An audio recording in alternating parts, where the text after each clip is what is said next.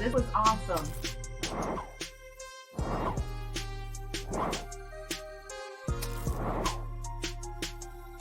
Thank you for tuning in.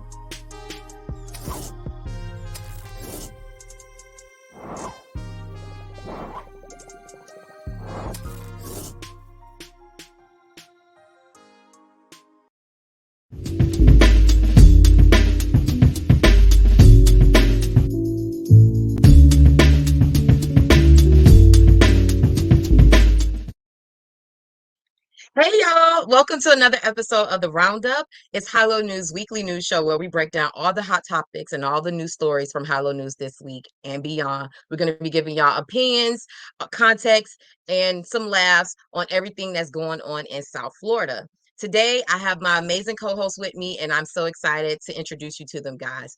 So without further ado, I'm going to bring them onto the screen. First up, I'm going to bring on Corrine Stewart. She's been joining us since the beginning, since we started this. What's up, Corrine? Hi, everyone. I'm so glad to be here with you. And as you know, I am opportunity curator, and I'm here for all your digital needs. Hey, I love that. Corrine is one of our new team members. She's over marketing and helping me get the brand all together. So welcome, welcome. Thank you. Next up, I'm going to bring Naim Daniel to the screen. Hey, Naim. Hi, how are you doing? Hi, everyone.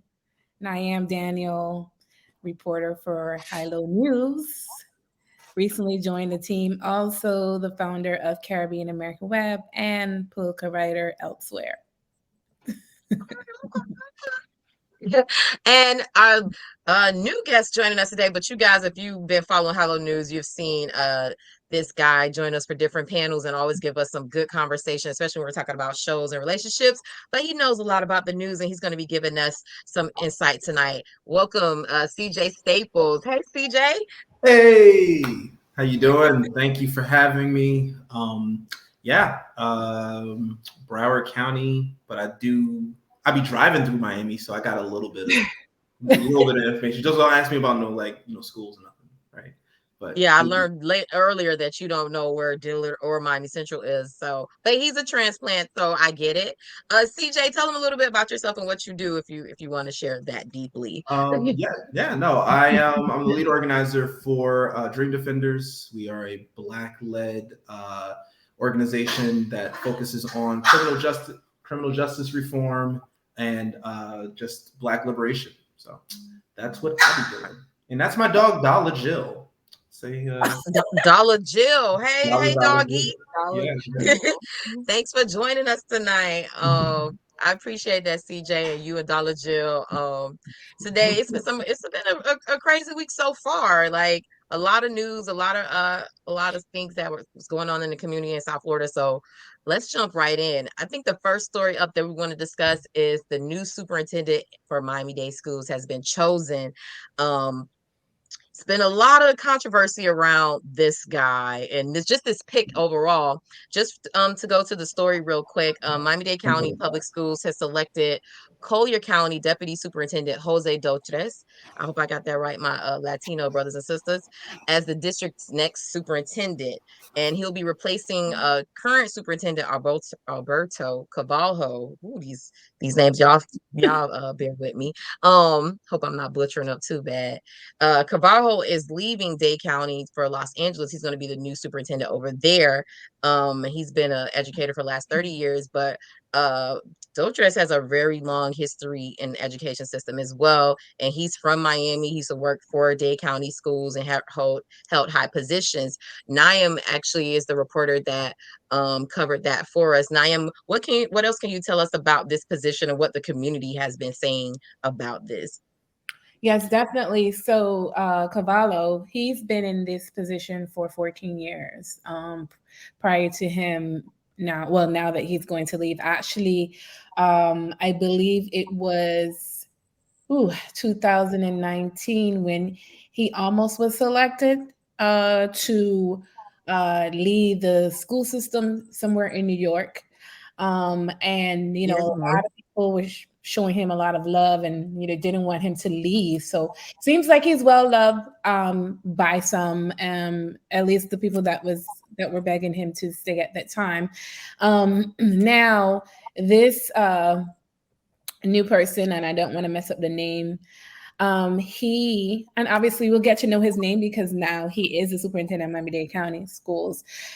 He is going to lead this district. He is familiar with the district because he's been a principal, a teacher, a reading coach, administrator on district regional level, as well as he has also been chief of staff for Carvello, I believe. Let me double check. I don't want to say the wrong thing. Yes, so he's worked in that office. Now, Miami-Dade County Public Schools is the 4th largest district in the country. So it's a huge school district. I've worked in the district for a short period of time, and there's been a lot of controversy. I've covered education for a short period of time as well. So these are some big shoes to fill. But he seems like he's very, very experienced.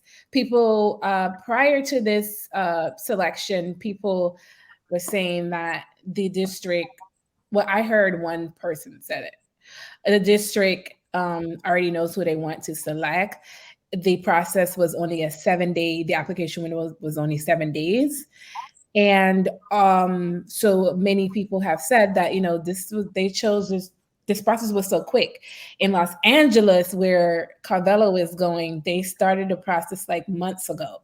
Now, students as well, they've spoken out, and we covered that, and saying that they were left out of the decision process and that they should have a say so because this affects them. This person is going to oversee their well-being, their education. So Exactly.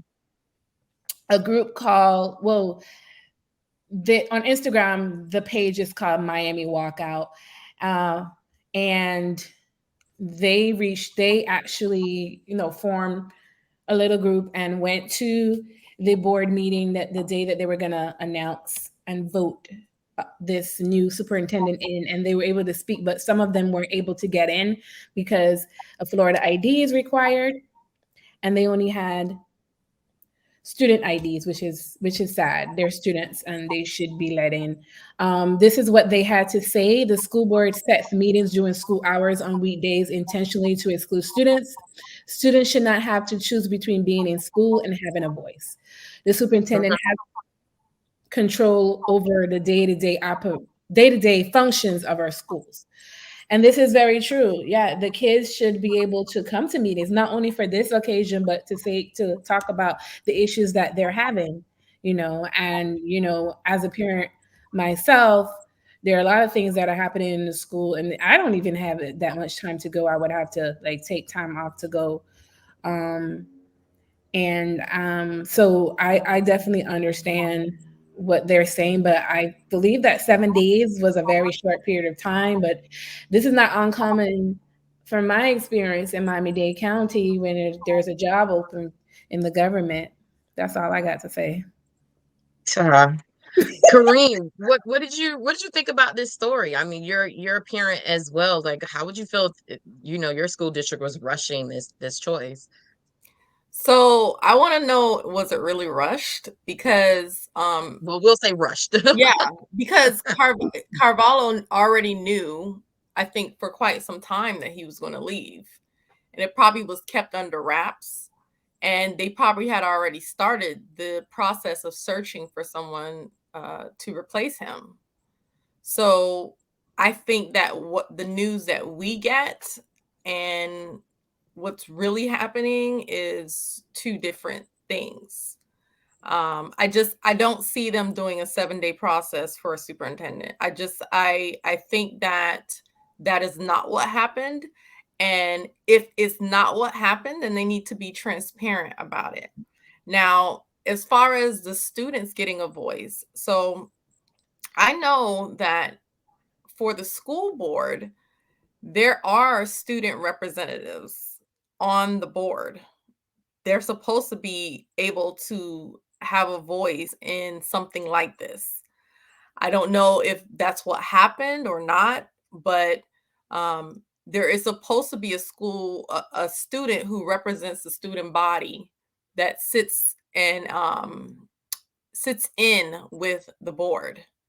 So I'm not sure what happened, but of course, students should get a voice in what they want to see in their superintendent. It would be helpful to have them a part of that process. It teaches them something, but also teaches the board something. Now, I am not familiar with Jose Dotres, I think his name is. I do see that he was a deputy superintendent for Collier County. The only thing that I would hesitate about that, and I'm sure that they weighed that when they were considering him, is that Miami-Dade is a different type of school district.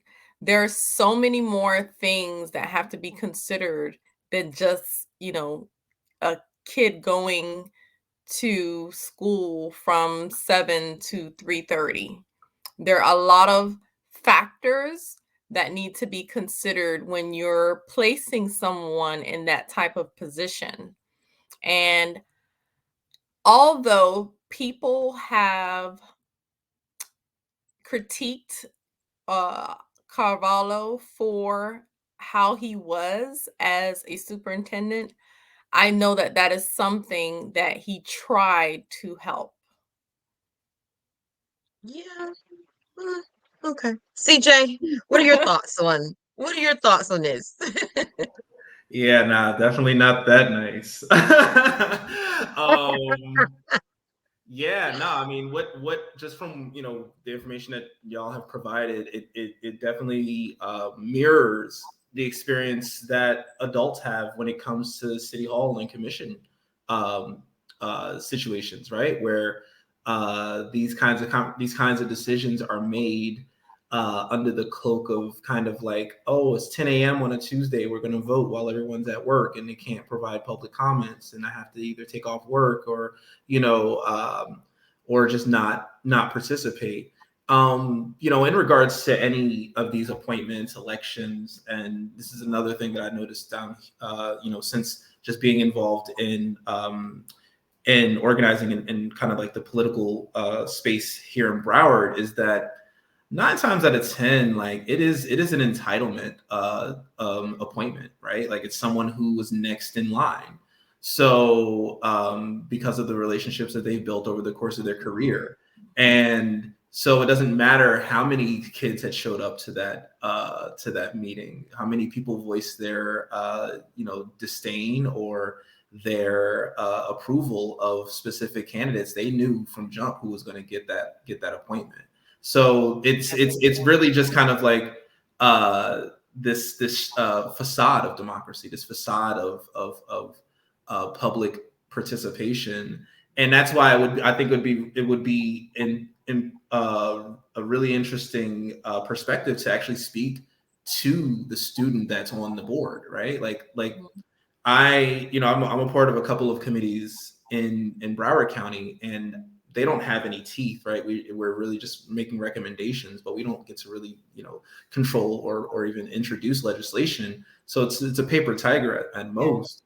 But the reason why I agreed to be on these committees is so that I could talk to the public and let them know, hey, listen, this committee was created just to appease y'all, to make it seem as though they are taking the interest in the opinions of the community members in mind when they make these decisions, when in reality, they already know exactly what they're going to do. So kind of seems like that's what happened in this case as well. And obviously you can see by the pushback from, various students. I mean, the fact that they created a social media page devoted to this issue, clearly, this appointment was not done in the best interest, or it was not done with people, the actual students, the people who will be affected by this appointment. It was not taken into consideration what they thought. So Yeah, it just seems really sketchy all around. Like we all said, Carvalho already made his announcement. So I think the board and the higher ups in the school board had already started their search and already knew what they wanted to do. And I think they didn't want to have a long gap in between having a superintendent. So they just started beforehand. It's just more so like, don't try to, like you said, don't piss on me and tell me it's raining. Like we all see that. Just be clear. I just think maybe they can't, publicly do that, but that's what it was. And I also find it very interesting. I was reading a Miami Times story today that the 3 people that voted against this were 3 Hispanic school board members. So the 2 Black school board members actually voted in favor for this current superintendent.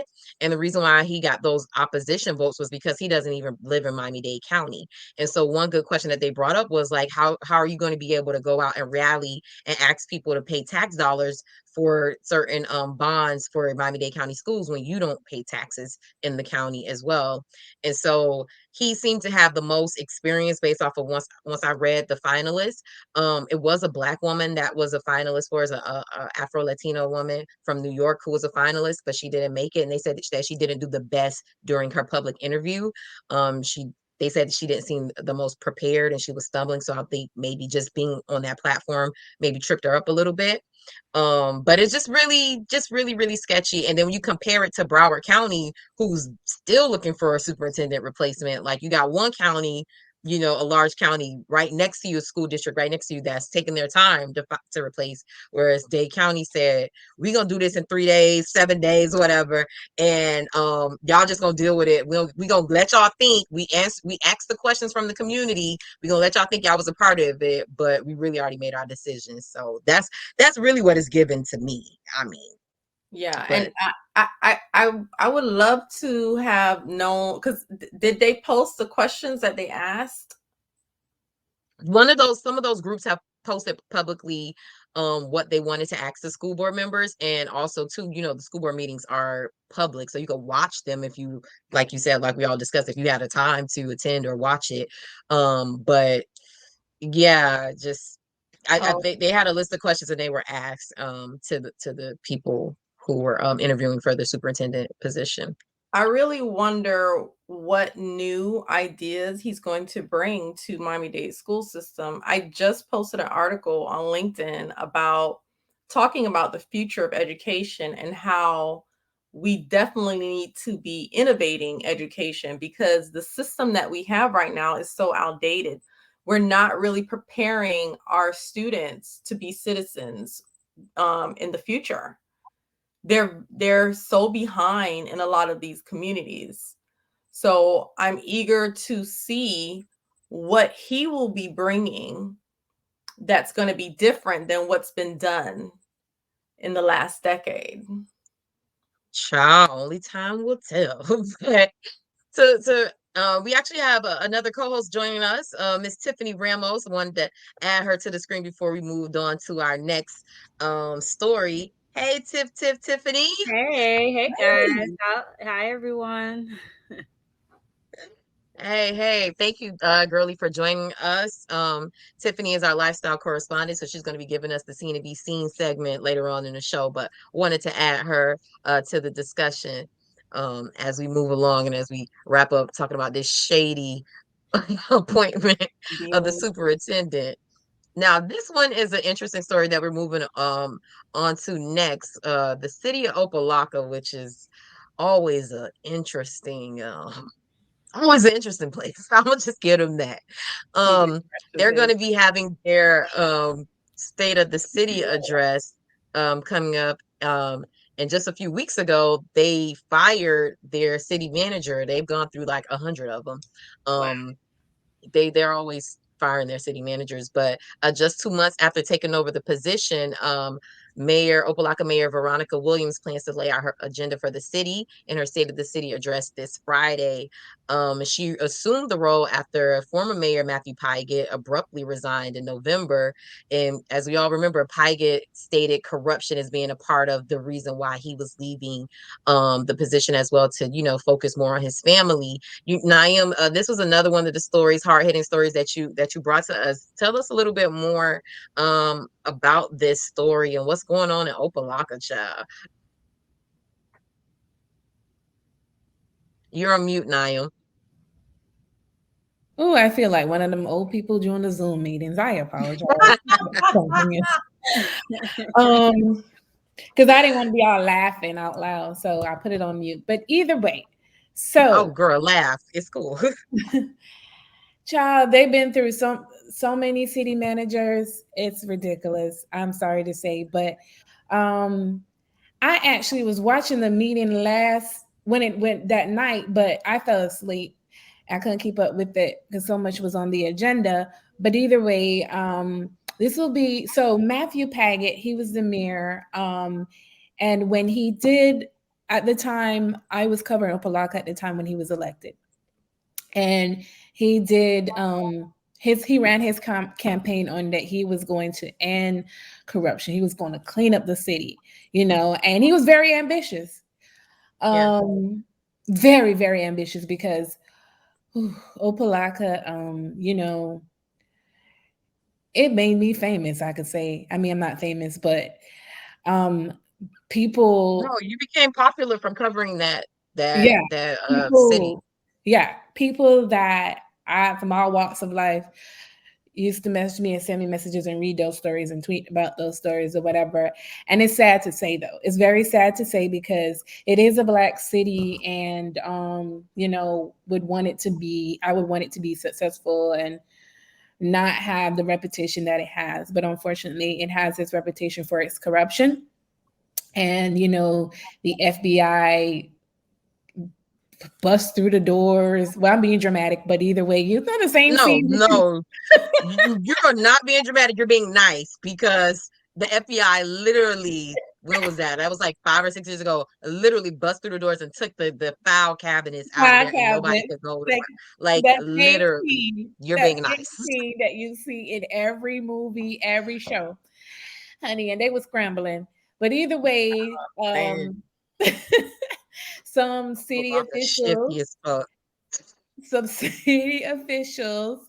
I got stories about Opalaka. City officials and people connected to the city that some have said that were working behind the scenes and so forth have been arrested and for a splatter of things. And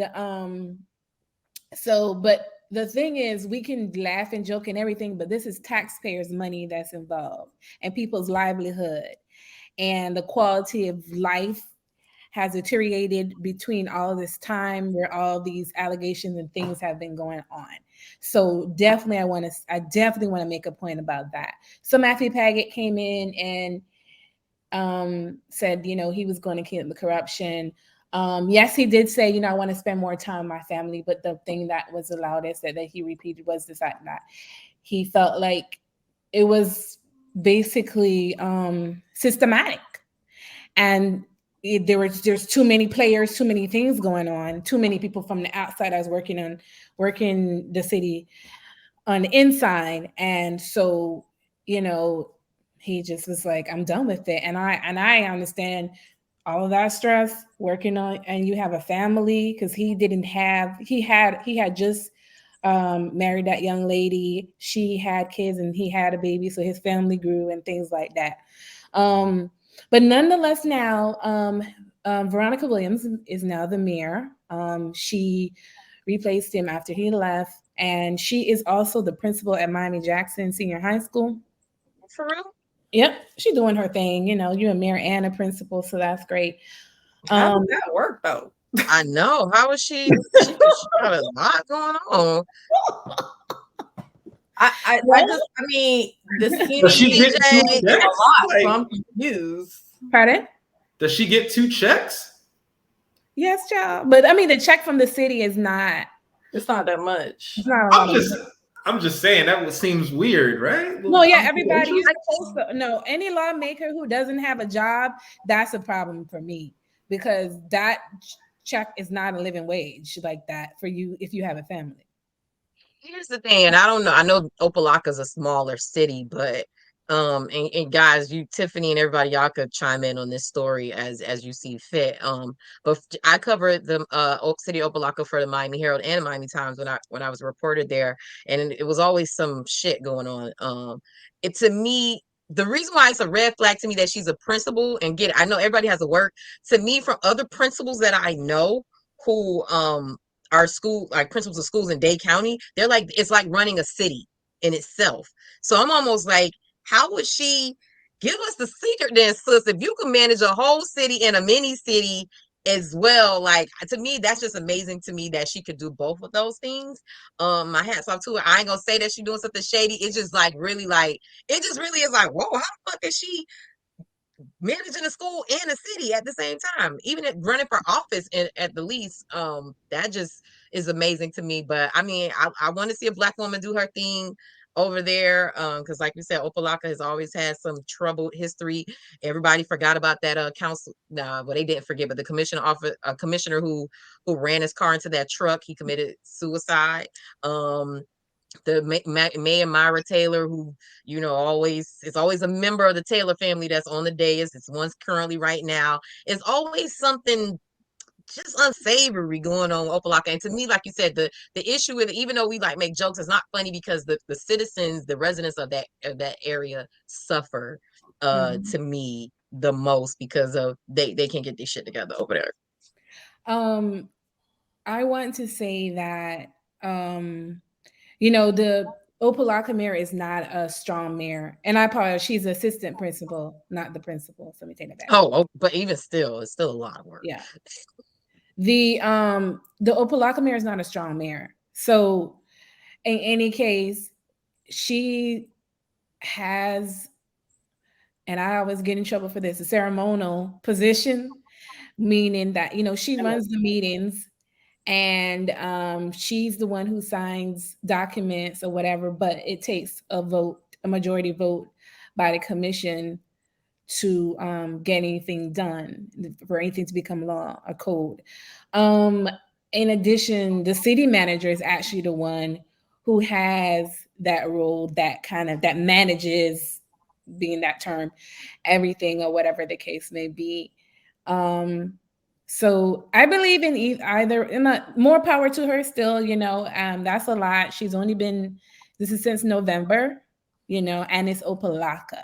And that's the thing. So I know she must be up in prayer. It's a lot of pressure, and if you ever been to the meetings, Janae, you've been there, you know how that is. And it's a fucking show. Yeah, but so one, I know that they're still under federal restrictions. They have to report everything to the federal government that they spending every money in, every money out, right? That's a lot for the city manager. Two, I don't understand why that city can't get it together. Three, they need to search for a mayor like Shirley Gibson. You know why? Miami Gardens, like really into a great position to innovate. They need, because when I'm passing through Opa-locka, everything looks the same from a decade ago. That city, there's no, where is the revitalization in Opa-locka? Like, it's ridiculous. I would say that since they had these new people there, because Matthew Packett was not the only one, there were some other new people. They have fixed the roads. And during this meeting, well, they did have the Amazon distribution center that came there as well, that brought jobs. But that's on the cusp of between Hialeah and Opa-locka. And then there is, what's the other? Now there's a new distribution center that's in the process that they're in the talks about. That's Amazon? No, it's another company. I don't know. I'm not familiar with the company like that, but they're going to build this. They're still debating it. But see, that's another thing. You cannot have, for a city to grow, you can't have distribution centers and warehouses all over the place. That's not. But it's jobs, and what the lawmakers should do is have community, when they're doing those community benefit packages, they need to ask for more things. That's what they need to do. But anyway, I have no more opinions about Opa-locka. CJ and Tiffany, like, what are your thoughts on Opa-locka? So the problem that, I mean, and this is not, I don't think this is specific to Opa-locka. I think it's specific to anywhere that you see corruption, is and it's kind of why the corruption exists is because the elected officials aren't actually the people that hold the power in that city or in that community, right? Like it is land developers, it is the people putting up these distribution centers, right? Like those are the ones that hold all the cards because they can make or break a city. So it doesn't really matter a lot of the time who is in those positions. And then when you do get someone that gets into an elected position or a city manager position, and they're like, okay, I'm going to clean things up, I'm going to do things the right way because they're not touched, right? They don't got no dirt on them. All of the people in that same administration that do, they can't afford to keep someone like that within the administration. So, I don't really see there being a lot of a solution that doesn't include, just deregulating how much power non-elected officials have when it comes to decisions that are made, whether it be in the commission or, like you said, within like a strong or weak mayor. Just because at the end of the day, they aren't the ones that drive the city to either succeed or fail. So they are the ones just kind of introducing legislation that would either allow a new company to come in and bring jobs in or not. And then what are the concessions that these companies are willing to give to allow them to build in those cities? I think that's something that we've dealt with in Broward County. Is like, yeah, I have no problem with you having JP Morgan Chase build a new office in downtown Fort Lauderdale, but how are they going to empower the citizens of that community where they are putting their business? Because a situation like that, where you have the financial district downtown, a lot of the employees that actually work in those facilities or in those corporations are transplants. They're not just run of the mill, regular, residents of that community. They're flying in from the Midwest, New York, California to start a career, to start their life in Florida, which then brings the property value and like the housing and the rental costs up for the people who've been living here their whole lives. So we got to talk about how much power these corporations, how much power these land developers have in these towns, and what kind of influence they have on these elected officials. And that's really where the corruption, in my opinion, I think comes from. Yeah, and those Definitely. communities. Tiffany?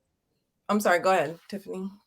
Oh, I was going to I ask Tiffany think if she I'm had going to anything. keep my comments brief just because the city of Opelika has had so much crap come in and through there. I just really want to see them get it together. I agree with CJ that the actual government officials don't have much power. I'm going to keep it brief, but I do work for a developer in my 9 to 5, so I see a lot of things on a regular basis, and it'll be great to see if we really can get someone in there who doesn't have a dog or a bone in the fight, where they can actually fight against these developers and everybody else who's controlling what's going on. But because I want to keep my job, I'm gonna keep it brief, y'all. Yeah, but Look, I mean, is it I really get the it. developers though? Because I Keep your mean, job, black girl. Keep your job. it's only because I don't see that much development going on. I mean, with the exception of Amazon. I don't see that much development going on in Opelika. I just see it very, very stagnant. I mean, since they've developed, because I know that on that side they developed a lot, right? Between the Closer airport, to the like, Hialeah side, yeah, exactly. They developed a lot, but within Opelika, especially where it matters, I haven't seen that much. And I know that Opelika has their own community redevelopment agency, and they are supposed to be negotiating on behalf of the residents that live in that community. So I would love to know what they've been doing. They're supposed to be able to, anyone that comes in, any business, bank wise, developer wise, they're supposed to be able to go to them and demand certain things for them to be able to do business in Opa-locka. I just think the corruption runs so deep that you can't be effective in any leadership position there. I think that from the staff to the elected officials, it needs to be wiped clean, because even when you have new elected officials, if the city staff is used to working a certain way, they're not going to be effective. Like, from even just pulling records requests, like they're not digitized, so you have to go do all these different things, like working with the police, that their police department is a whole other fucking shitstorm. So I think Opa-locka needs a whole new reset, because when they get new people in, the city staff is still with the bullshit. And then also too, like I said, the businesses and developers, that money and that influence runs deep, and what they could do and control in that city is that's what happens. And also too, I think the zoning there is kind of weird, because you got it's a warehouse by a house and all this different shit, and it's a railroad that runs right through the middle of it. I don't even know. Honestly, I wasn't even mad when the state was about to say they was going to make it stop being a city, because I almost felt like that probably would be the best. I actually The recommendation stands. Oh, Yeah. Miami Gardens needs to absorb that whole thing. I said the same. I don't think Miami Gardens wants that headache. I was gonna mention that. Say that. We gonna move along. Yeah, let's move along. We're gonna pray for Opa-locka. Pray for Opa-locka, pray for Mayor, Madam, whatever over there. I can't remember her name. Sorry, ma'am. Veronica Williams. Sorry, excuse me, Mayor Veronica Williams. But moving on to another woman in politics, and this story right here is a little kooky, and me and CJ was talking about this before we went live. U.S. Rep. Sheila Sherfullis McCormick, got that, opponent, still has not conceded more than 2 weeks after the election. This guy's name is, let me see, I'm trying to find it in the story. Jason Minor. Jason Minor. Don't see it, but Naeem, this is another story that you reported on. But as me and CJ were talking about, like, this is just silly to me. I'm like, boy, you didn't win. It doesn't matter. But CJ was telling me that this is like this new political game to play, where it's like I can extend my time in the media. I can look like I'm one of these people that don't back down. What the fuck is this about, Naeem? Like, what is he doing? What is he wasting the people's time? He's a mess. That's all I got. That's who I'm gonna start with. But okay, so it comes down to what CJ was saying. This is a new trend. So yeah, he lost. Like, he didn't even get 20% he nearly got 20%, but he didn't even get 20% of the vote, right? 19.6% of the vote. And this election was January 11th. And now, we're more than 2 weeks away after this. Before the election, before the night was over, right? Earlier that day, he filed this lawsuit claiming that there were ballot issues in Palm Beach and Broward County. Now, if anyone has been following the Trump handbook, right? That's about to say, if anyone's been following the presidential election, does this sound familiar? Yes, he's following Trump, and Trump is basically. But he has been proclaimed the leader of the Republican Party right now. So, of course, if you want to be popular, because Trump is the man, then you're gonna follow Trump. There is a whole movement within the Republican Party that still is claiming that the presidential election of 2020 was stolen. It was a fraud. It's a sham. And, so he's kind of following that motto. He said to reporters that night, we'll have some stuff coming out that we've recently discovered. Once again, sounding like former President Donald Trump. And his campaign has not, or his campaign have not revealed what these details are. I mean, if you got this stuff coming out and you filed this lawsuit, why are you being so discreet? Those are just questions that I have. I have no opinion in this situation. And so he also said let me know when you get that $1,000 a month. Not hashtag, not your typical candidate, here to stay. Yeah. So the $1,000 that he's talking about, Corrine loves this $1,000, is so Shefferis McCormick, she ran her campaign on that. And I saw this big, I used to see it all the time, big billboard. And, talking about this $1,000 check or whatever that she plans on trying to get us from the Capitol, U.S. Capitol. So that's what he's talking about. But, here to stay. I mean, what's the point? This lady has been sworn in. She was sworn in on the 18th.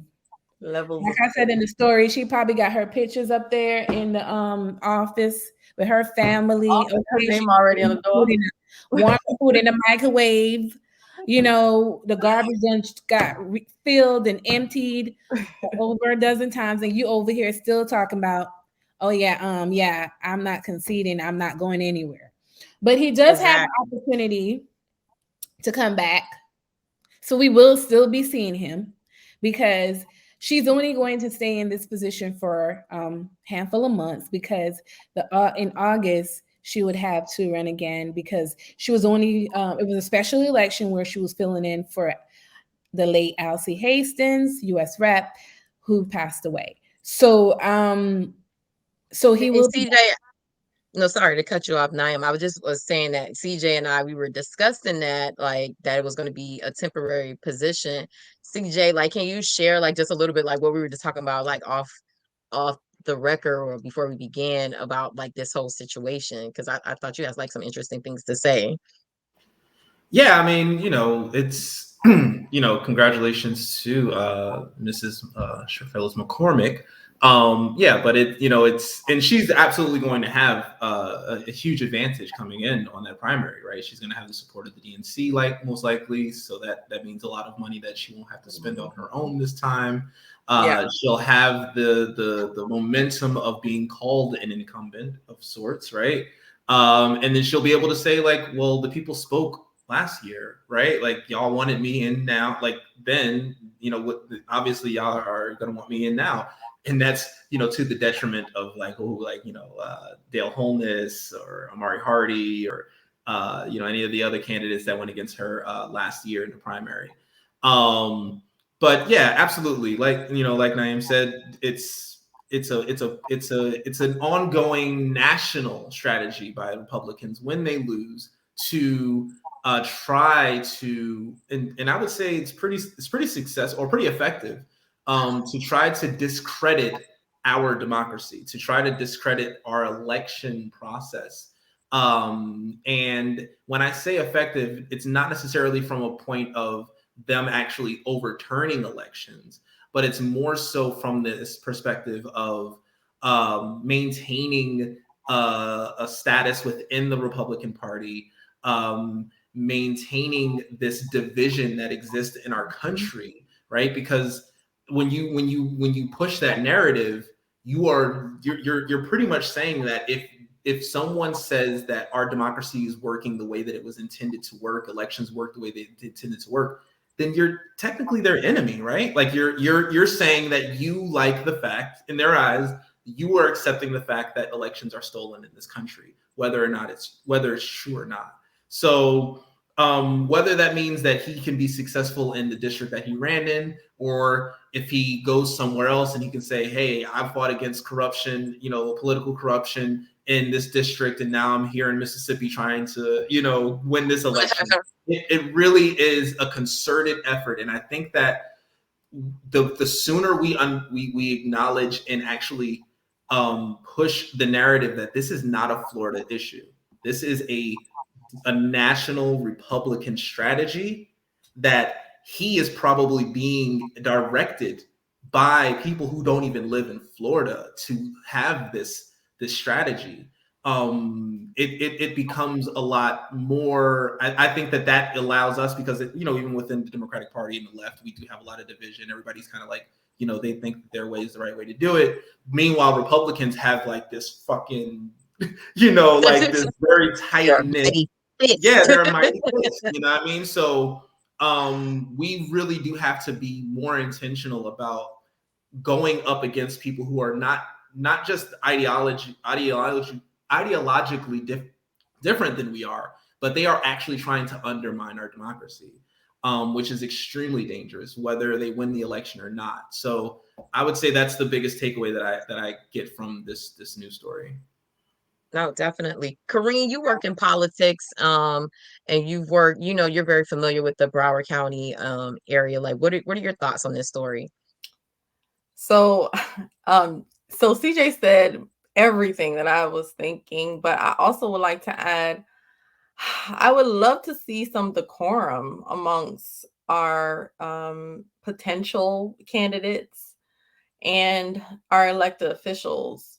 I know, behind the scenes, some politicians lack that, but I would love to get back to some sense of decorum in today's society where everything is wanted so fast. We're living in a microwave society. Candidates think that it's okay to just go on social media and just post anything. But it's like, Great. what are we teaching our children? What are we teaching our children, that every time something doesn't go your way, that you're saying that it wasn't a fair election? Because now what you're doing, and as you saw with the Republican side during the main election, the presidential election, your own people are now believing that every election is going to be a sham.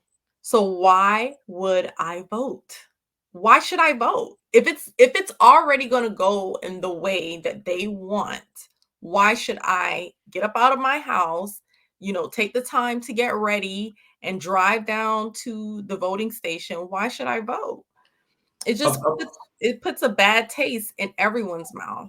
Well, if I may interject on that, this actually had the opposite effect here in Florida, because for the first time in a very long time, there are more registered Republicans in the state of Florida than there are registered Democrats. So, I mean, I guess that narrative is like, well, if they're going to try to steal the election, we have to vote so much more than them that they can't deny the wins. So that could be where they were trying to go with that strategy. Because, logically, you would think, like, if people don't believe in democracy, then they wouldn't go and vote, because it's like, what's the point if you guys are just kind of pulling the strings behind the scenes anyway? But the fact that now that we're seeing a huge uptick in Republican registration, that's pretty scary, at least here in Florida, to think that we could essentially. But is that after the presidential election or before the presidential election? That was in the last couple of months. We've seen that that uptick in registration. Yeah, but that makes sense because the PACs have been working overtime to get those votes out. But before, when they were, hollering up, because remember, even before the presidential election, they had been saying that they were hollering that, that voting was not secure. I don't know if you remember that. So it did have the opposite effect at that time. But then once they saw the damage that they were doing, these PACs have now been working overtime trying to get the vote out. I see. Tiffany, what are your thoughts on what's going on with this Broward race? Honestly, it's the first time that I'm hearing or actually reading about it. So I don't want to speak too much because I'm not as familiar with it. But I do know that anytime that the Republicans have an opportunity to make a mockery of us, they do. I mean, it's unbelievable. Oh no, definitely. And I think I respect their organization, because they stick to something and they see it through, and they be kicking the Democrats' ass. So I just wish the Democratic Party would just, to me, address the bullshit when they see it. Like, to me, it's always, they're very reactionary and they're not proactive, where the Republican Party seems to always have some strategy going to kind of outwit the voting process, like with laws, with, saying things are a scam or not for real. And I just feel like the Democrats are always like playing catch up or trying to fix whatever they have going out, when I think their strategy should be just as strong as the Republicans. But I don't know if we ever gonna be able to see that Yeah, but with remember them. what I've said about the Democratic Party, it's not because a lot of people say that, oh, we can't get it together, they're not organized, but there are so many identities within the Democratic Party. The things that Agreed. pull the Republican Party together, it's not just it's a handful of things, you know. It's not all these 100 issues that the Democrats are working on. So I think that you may see in your lifetime that they may never be able to get it together because of all the issues that we have, and all the identities that we have within the Democratic Party. Agreed. I feel you on that. I feel you on that, definitely. Just switching gears a little bit to talk about some Black girl magic here. We have Shannon Thomas is the new owner of Ice Cream Heaven in Miami Gardens. I actually love their ice cream, and it's actually been different ice cream shops that have been there at that location. But I'm happy to see that at least the still company, the brand is still there, and that this Black woman is taking over. Another great story that Naeem reported on. Ice Cream Heaven was formerly, I think they were owned by the E-Class brothers, the brothers who are over they own Strong Arm, they own Finger Licking, and a lot of different other restaurants. And so they opened up Ice Cream Heaven. And I also think the Hungry Black Man had some ownership or Yeah, I something to think do StarX with did. that as well. But it's pretty cool to see that Shannon is taking over. And I like to see what she's gonna do. She actually had like some type of like ice cream slushy, like a frozen dessert business as well. So it's a really interesting transition, or not interesting, but a seamless transition into ice cream. But definitely wanted to shout her out with her new business in Miami Gardens. Guys, what do you guys think about this new ownership over there in Miami Gardens with the Ice Cream Heaven location? That's awesome. I'm really hoping that that location brings more business that way. It would be great to have more shops like that around there. I know that, there are plenty, but if we could fill that whole street up with just great businesses that people can frequent, that'd be great. And I love their vegan ice cream. That ice cream good. Have you guys been there, Tiffany? I saw you made a comment. Have you been to Ice Cream Heaven? I have. So I make it my business to try out all kinds of cute little places like that, especially with the kids. So I was there when StarX was, or the Hungry Black Man was there and running it. And they had just opened, and this was a couple years ago, maybe about 3 years ago. And I was super excited to see, it being Black owned, and as Corinne said, just really seeing that area more developed with more of us running these businesses and bringing Miami Gardens back. So again, like last week, Miami Gardens are making some great strides in the area of getting these small businesses up and going. So I'm excited to see what she'll do in addition to what they've already started, because I already think it was a very dope concept. Because I believe that they were getting the ice cream from another small Black business owner who was making it, and then they were selling it. So it's kind of cool if what she'll take this to in the next level. From a lifestyle perspective, I'm always shouting out places for us to go check out that are pretty low key. So this is definitely one of them. Yeah, I've been there as well, but I've only been there twice. And the reason why is only because the Black owned place that they're getting the ice cream from is closer to my house. And I don't like to drive to go nowhere. And then you got to do a U-turn, all this type of stuff over there. So, but I do support Cleveland's, who is closer to my home, and he's the guy who makes the ice cream, and it's really, really, it's so good, guys. It's so good. Oh my god, they got lots of options. Yes, and they let you taste 3 flavors. Oh, I gotta go try Cleveland's then. You have not been to Cleveland? How it's been as this is my first time learning about them. Oh, it's right. I don't know how long the lines are now because I'm on my little weight loss foolishness, but strong, girl, keep strong. But Wait, the line is usually Cleveland's? Where's Cleveland's? Miramar Parkway around 69th or 68th. It's Avenue. right across from that Publix plaza. Yeah, and in the same plaza as Bravo, right? Yeah. right before that hill. But yeah, so the line is usually long, and so it's the support is there, and it's good. So I wish that they at that Miami Gardens location that they do have lines just as long. And as I believe Tiffany, one of you guys said that you hope to see, what she does there. And she would need to probably do something else different to entice more people to come out to try it out or whatever. But yeah, I mean, I'm all about supporting us, and however I can. But obviously I'm going to keep it real. Like, I still like my convenience. Like, I'm just a person that I pay for convenience, and I like convenience. Like, I was talking about Uber Eats earlier. So I like my convenience. So I'm not going to go too far if it's right around the corner, but definitely wishing her success. That makes sense. CJ, have you been to Ice Cream Heaven? Or have you heard of Cleveland's? Hi, so since we all in the business of keeping it real, I done put Ben and Jerry's grandkids through school at this point. That's really what I do. That's where I put all my ice cream money. Take it home. But you know what? This conversation has absolutely inspired me to go check it out. Yeah. I will say that I only really eat cookie dough flavor.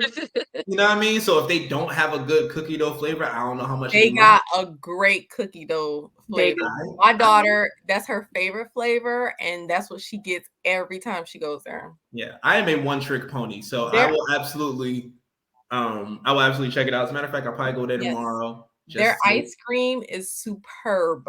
Okay, I've been there quite a number of times. And then they have that fried ice cream sometimes. Girl, you telling all the secrets. Yeah, they've had fried Oreo cookies. Jesus. Yeah. All right. But I always get a mix a whole bunch of stuff when I go. And they have vegan flavors as well. Yeah. I actually do have to. I have to step out.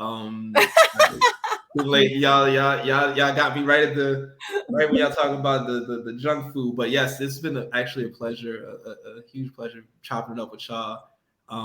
Thank you, CJ.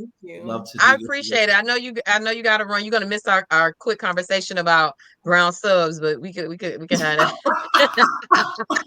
It was good having the male essence on. Hey man, find me a brown subs girl. Let me know. All right. Okay. All right. Have a good night. Thank you so much for joining us, TJ. Good night. One last thing I want to say about Ice Cream Heaven. They have great customer service. When you enter into the door, everyone greets you.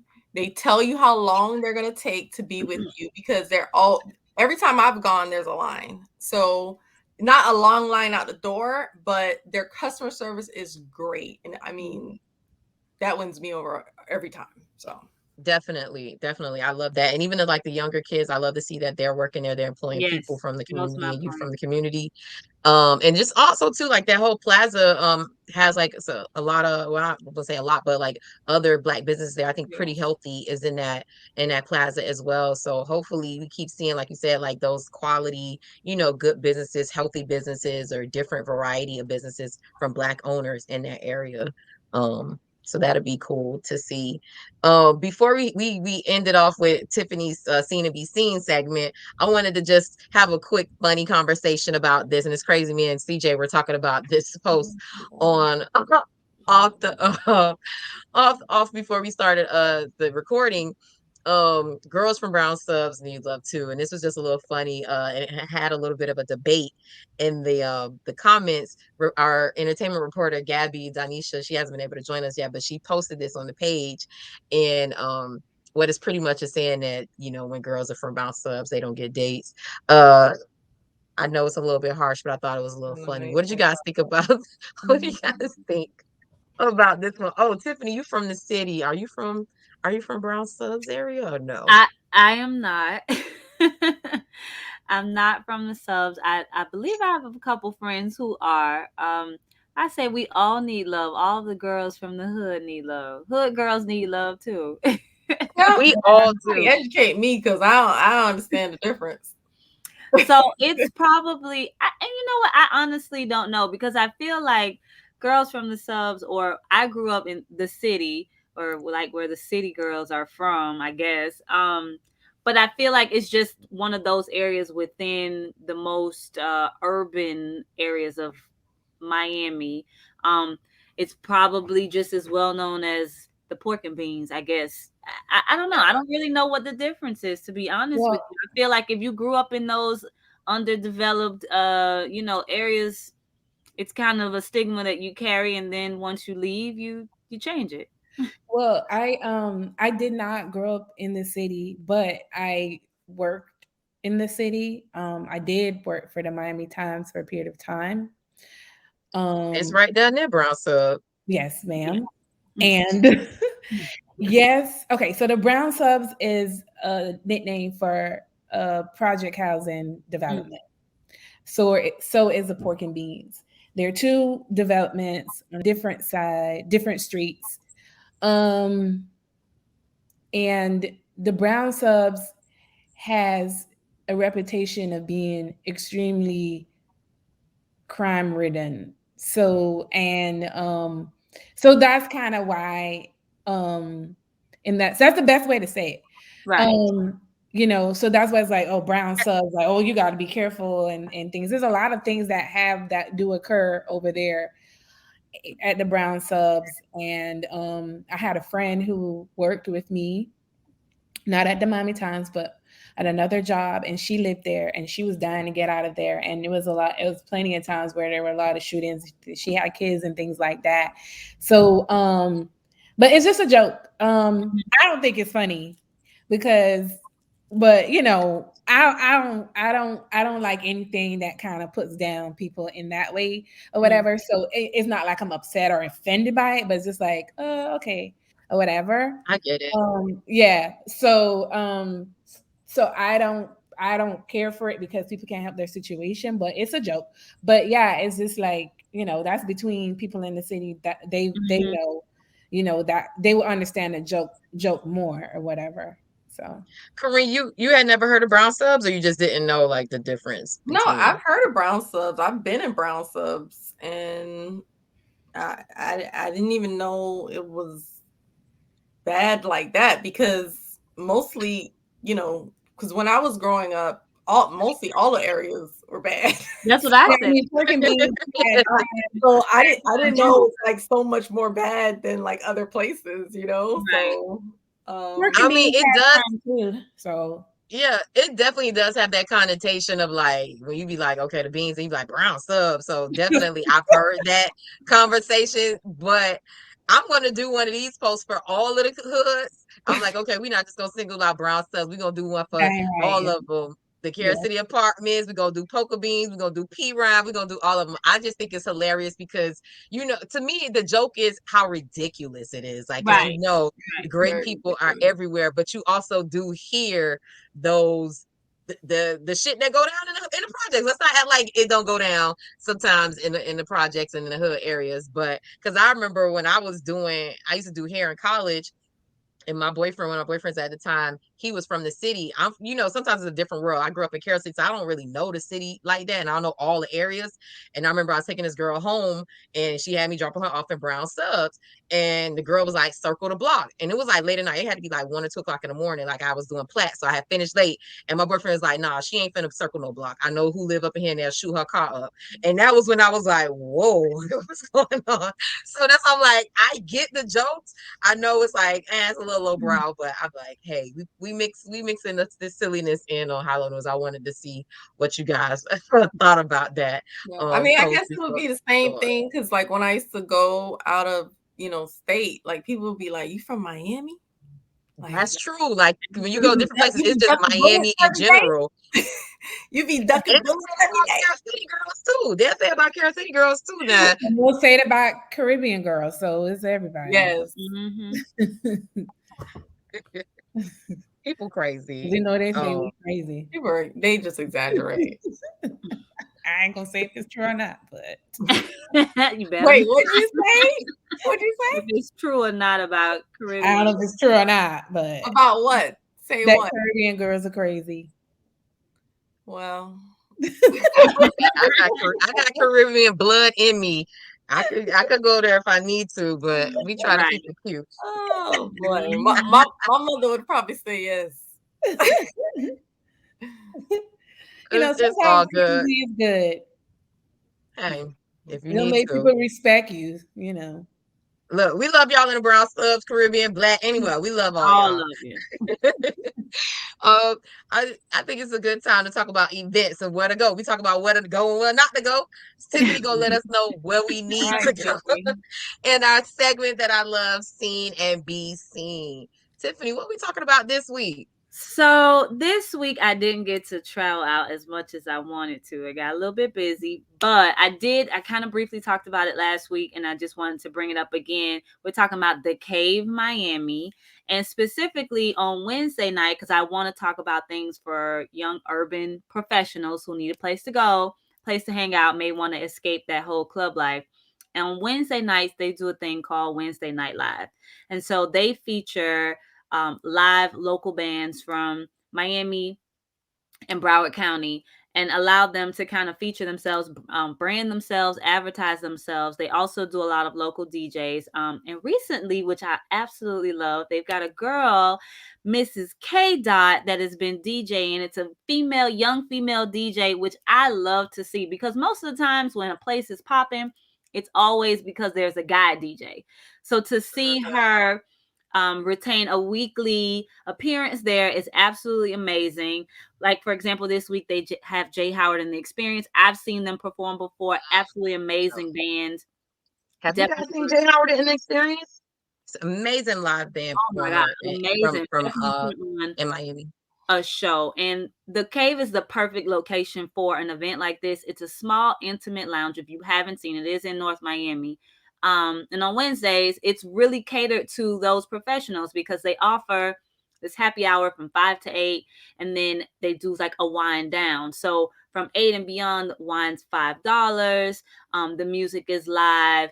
Then Will Sirius, who's very well known local poet here in Miami. Shout out to my boy Will, because I absolutely love him, and everything that he hosts has always got a nice class and a great vibe to it.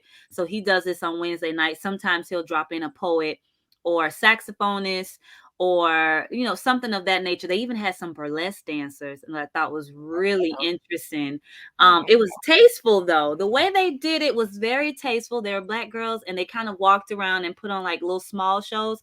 But I just thought it was something cool to bring to Miami that we don't see a lot of, especially with us. So it was cool that the Cave allowed him that space to bring this event every week. So Wednesday nights at the Cave, Wednesday Night Live. I love it. Is it free? And what's the dress code? It's free to enter. It is business casual. It's not a strict dress code because they kind of want you to come in and wind down. It's midweek. Parking, they have some free parking around the back of the building, and then they offer, I think it's like $15 to $30 depending on where you park in the front. So it's in a small plaza, and they do have valet there as well. Because I was going to ask that. Well, how's the parking? Because if I hear anything about the parking, I'm not leaving. Well, because the crowd is typically small, there's no huge parking issues. I never have an issue parking. Never. What is this? I'm looking at the 136 and 7th Avenue. It's literally on the corner. It sits right. It's by that KFC or wait? Is the KFC in that? It's KFC 125th, so you're gonna go further north. Okay. It's on that one way on 7th Avenue. So on 135th, you can only go west. That way.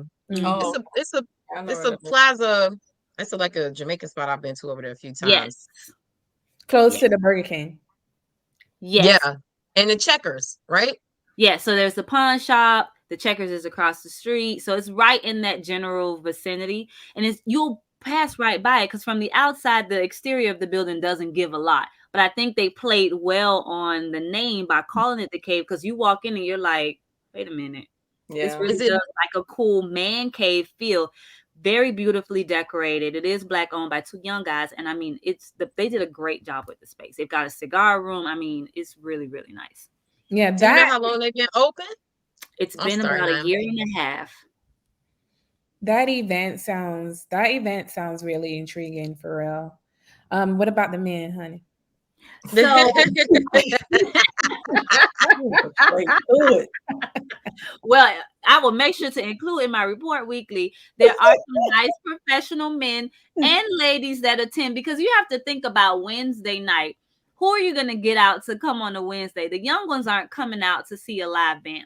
You know, it is what it is. So you're looking at the 35 to 45 age range, because these are people who are really looking to, it's midweek. I need a glass of wine and I want to hear some cool music. They're not coming for the big bass. They're not coming scantily clad dressed, because that's just not the environment that this caters to at all. I like that. I gotta check it out. I think you know who did an event? I think one of the events was there. Naim EU Empire University, or Nisha. I think one of the events for our grad weekend was there. I think they did one of the nights there, and they went, so because I remember them saying it was in North Miami, and it was like a fairly new place that they went to last year, I think.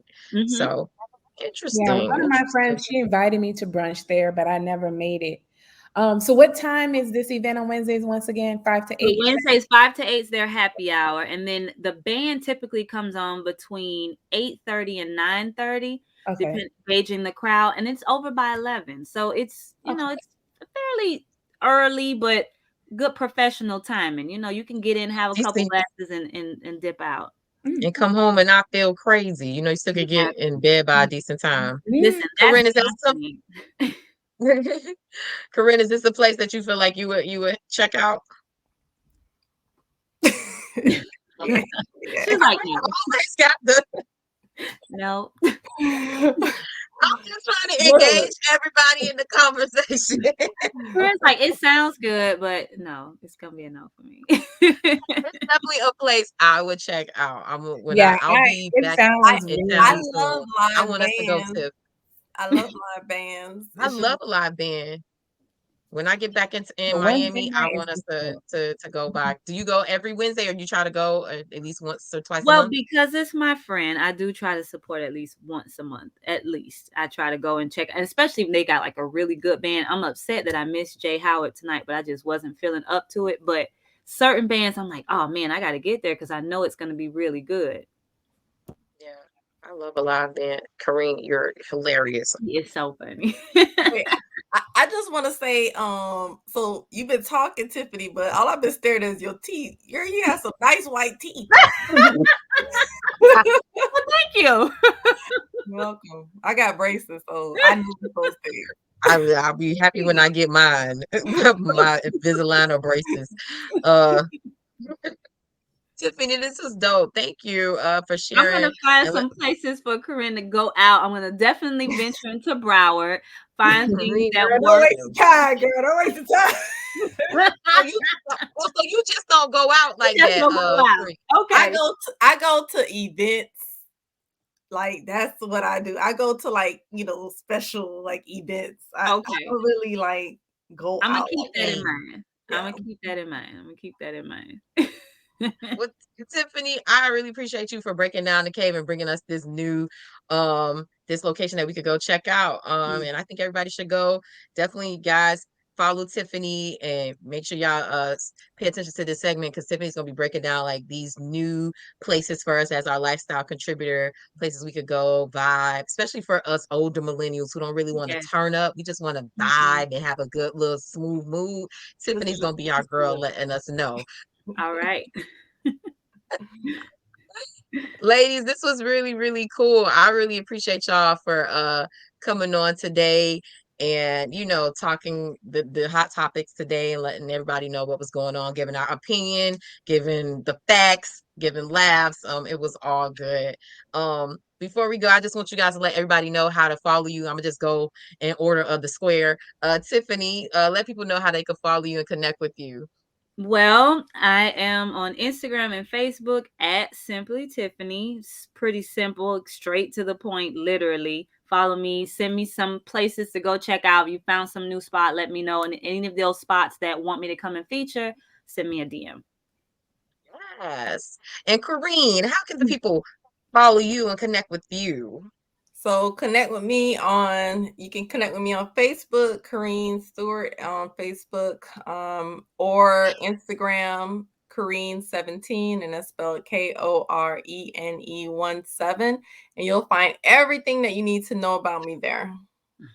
Love it. And Niam, how can they connect with you? Sure, you can connect with me on Instagram or Twitter. Niam says so. It's on the screen, of course. And also Caribbean America Web. I do want to add that this Sunday, I'm also hosting a networking brunch in Lauderdale Okay. Lakes. More Ooh. details will be on Hilo News blog, so our social media, so you can check it out. But it's for like-minded people, business owners, entrepreneurs. They're vending opportunities there and free mimosas. So you want to check it out. Okay, and Yeah, it's I wish called. you gave me the flyer. I would have wanted to put that on the screen for the people. Yeah, sorry, I didn't think about it until now. But Mahogany. we're gonna put a post up on Yes, Hilo News for I them. will. Okay. Yes. Sorry, I'm all over the place. Mahogany Social Mixer is what it's called, and you can find it on Eventbrite. But more details will be released. Of course. Nice. Good. Thank you, ladies, so much for joining me tonight to break down the news and the hot topics of the week. I really appreciate y'all. This week was a struggle bus week, so I really even more appreciate y'all for coming out, because I feel like everybody had their own things going on, but for y'all dedication and y'all commitment to helping me produce this show, I really appreciate that. So thank y'all, and I hope that the people are getting some good information to help them edify and enrich their lives here in South Florida. Yeah. So thank y'all again for joining me on another episode of the Roundup, ladies. You all have a good night. I'm gonna let y'all go as I do my sound off to the to the audience. All right. Thank you, ladies. Y'all, this is a great show. Loving the ladies. Oh, special thank you to CJ. I want to put up his information just in case anybody wanted to follow him. His name is CJ Staples. You can follow him on Instagram at the real CJ 156 and on Twitter CJ Got Jokes. But I want to thank y'all for joining us for another episode of the Roundup presented by Hilo News. You can always follow us on Facebook, Instagram, and Twitter, YouTube, and LinkedIn. We're on all the things, all the places. Make sure you guys connect with us. Also go to HiloNewsMiami.com. Sign up for our email newsletter. We're gearing up for our crowdfunding campaign, so you want to get all the alerts so you can know how you can support that and support Hilo News. I really appreciate y'all for rocking with us, helping us grow our numbers. Like, we're finally over 3,000, which was a goal for me. I know it may not be something big to everybody, but it means something to me because it was a slow crawl. And we're growing. And I definitely want to thank my team, my new team members, Niam Daniel, Danisha Gabidon, Alexis Moncrief, Corrine Stewart, Tiffany Ramos, all these beautiful young women. Also Tamila Mullings and Wanda Bennett, my old team members. Everybody has been a key part in us growing, and I really appreciate you guys for helping us get to this point and beyond. Y'all have a good night. I'll see y'all next week.